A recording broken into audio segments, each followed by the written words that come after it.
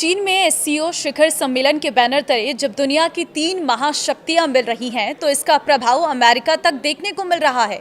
भारत, चीन और रूस के राष्ट्राध्यक्षों पीएम मोदी, राष्ट्रपति जिनपिंग और राष्ट्रपति पुतिन की मुलाकात के बीच भारत में अमेरिकी दूतावास की ओर से एक बेहद अहम पोस्ट किया गया है और इस ट्वीट की टाइमिंग और इसका कंटेंट भारत अमेरिका संबंधों के लिए निर्णायक है।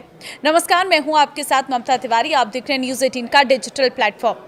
चीन में हो रही शंघाई सहयोग संगठन यानी कि एससीओ की बैठक इस बार कई मायनों में चर्चा में है।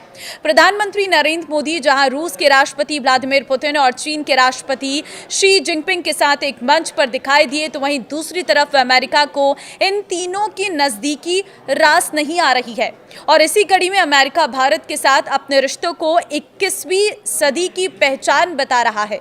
ये तब कहा गया है जब अमेरिकी राष्ट्रपति डोनाल्ड ट्रंप की टीम से भारत के खिलाफ लगातार तल्ख बयान आ रहे हैं। अमेरिकी विदेश विभाग की ओर से कहा गया है कि भारत और अमेरिका की साझेदारी लगातार नई ऊंचाइयों को छू रही है। वॉशिंगटन ने इस रिश्ते को सिर्फ रणनीतिक नहीं बल्कि लोगों के बीच गहरी दोस्ती पर आधारित बताया। सोशल मीडिया पर अमेरिकी दूतावास ने #US India FWD for our people hashtag के साथ रक्षा, सहयोग, नवाचार, द्विपक्षीय संबंधों को भविष्य की दिशा देने वाला बताया। भारत में अमेरिकी दूतावास का ये ट्वीट तब आया जब सोमवार सुबह ही चीन में पीएम मोदी, राष्ट्रपति जिनपिंग और राष्ट्रपति पुतिन की गर्मजोशी भरी मुलाकात हुई है। ये मुलाकात तब हो रही है जब ट्रंप ने भारत पर 50% का हैवी टैरिफ लगाया है और ट्रंप के सलाहकार और रणनीतिकार भारत के खिलाफ सख्त बयान दे रहे हैं। चीन के तियानजिन में पीएम मोदी, राष्ट्रपति पुतिन और राष्ट्रपति जिनपिंग की मुलाकात की चर्चा दुनिया की राजनीति और कूटनीति को प्रभावित करने वाले हर देश की राजधानियों में हो रही है। प्रधानमंत्री नरेंद्र मोदी ने सोमवार 1 सितंबर 2025 सुबह को एससीओ के संबोधन में कहा है कि ग्लोबल साउथ की आकांक्षाओं को आउटडेटेड फ्रेमवर्क्स में कैद करना भावी पीढ़ियों के प्रति घोर अन्याय है।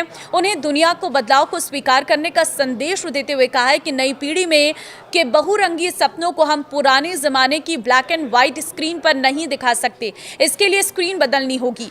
प्रधानमंत्री मोदी ने संयुक्त राष्ट्र में रिफॉर्म्स का आह्वान करते हुए कहा है कि इसकी 80वीं वर्षगांठ पर हम इसकी शुरुआत कर सकते हैं।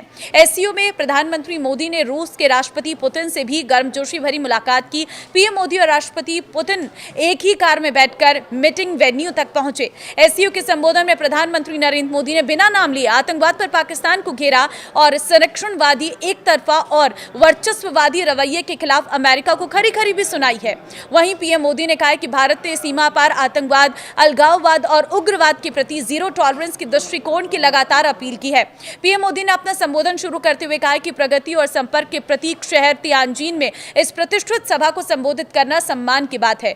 भारत के 1.4 अरब लोगों की ओर से सभी नेताओं और प्रतिनिधियों को हार्दिक बधाई देता हूं। मैं इस शिखर सम्मेलन को मेजबानी और हमें प्रदान फिर किए गए भव्य आतिथ्य के लिए राष्ट्रपति शी जिनपिंग को धन्यवाद देता हूं। 6 सदस्यों के साथ अपनी स्थापना से एससीओ का विस्तार 10 पूर्ण सदस्यों तक हो गया है, जो दुनिया की लगभग आधी आबादी और वैश्विक अर्थव्यवस्था के एक महत्वपूर्ण हिस्से का प्रतिनिधित्व करते हैं। भारत क्षेत्रीय स्थिरता, सुरक्षा और समृद्धि को बढ़ावा देने में इस संगठन की भूमिका के लिए प्रतिबद्ध है। उन्होंने कहा कि पिछले 24 सालों में एससीओ ने एशिया क्षेत्र में सहयोग और आपसी जुड़ाव को मजबूती देने में महत्वपूर्ण भूमिका निभाई है। भारत ने एक सक्रिय सदस्य के रूप में हमेशा सकारात्मक भूमिका निभाई है। एससीओ को लेकर भारत की सोच और नीति 3 मुख्य स्तंभों पर आधारित है, जिसमें सिक्योरिटी, कनेक्टिविटी और अपॉर्चुनिटी शामिल है। प्रधानमंत्री ने पाकिस्तान का नाम लिए बिना कहा कि आतंकवाद, अलगाववाद और अतिवाद बड़ी चुनौतियां हैं। आतंकवाद पूरी मानवता के लिए साझा चुनौती है। कोई देश, कोई समाज अपने आप को इससे सुरक्षित नहीं समझ सकता। इसलिए आतंकवाद से लड़ाई में भारत ने एकजुटता पर बल दिया है। इसमें एससीओ ने भी बड़ी भूमिका निभाई है। इस वर्ष भारत ने जॉइंट इंफॉर्मेशन ऑपरेशंस को लीड करते हुए आतंकी संगठनों से लड़ने की पहल की। टेरर फाइनेंसिंग के खिलाफ आवाज उठाई है। इस पर मेरे समर्थन के लिए मैं आभार व्यक्त करता हूं। उन्होंने कहा कि भारत पिछले 4 दशकों से आतंकवाद का दंश झेल रहा है। कितने ही बच्चे खोए, कितने ही बच्चे अनाथ हो गए। अभी हाल ही में पहलगाम में आतंकवाद का बहुत ही घिनौना रूप देखने को मिला है। इस दुख की घड़ी में जो मित्र देश हमारे साथ खड़े रहे, मैं उनका आभार व्यक्त करता हूं। पहलगाम हमला मानवता में विश्वास रखने वाले हर देश और व्यक्ति को खुली चुनौती था। ऐसे में प्रश्न उठना स्वाभाविक है कि क्या कुछ देश द्वारा आतंकवाद को खुला समर्थन हमें स्वीकार्य हो सकता है। हमें स्पष्ट रूप से और एक स्वर में कहना होगा कि आतंकवाद पर कोई भी दोहरा मापदंड स्वीकार्य नहीं होगा। पीएम मोदी ने कहा है कि भारत आतंकवाद के वित्त पोषण और कट्टरपंथ से निपटने के लिए कट्टरपंथ विरोधी कार्यक्रमों के अपने अनुभवों का उपयोग करते हुए एक SCO व्यापी ढांचा स्थापित करने का प्रस्ताव रखता है। हमें साइबर अपराध और आतंकवाद और मानव रहित खबरों जैसे उभरते खबरों से भी निपटना होगा।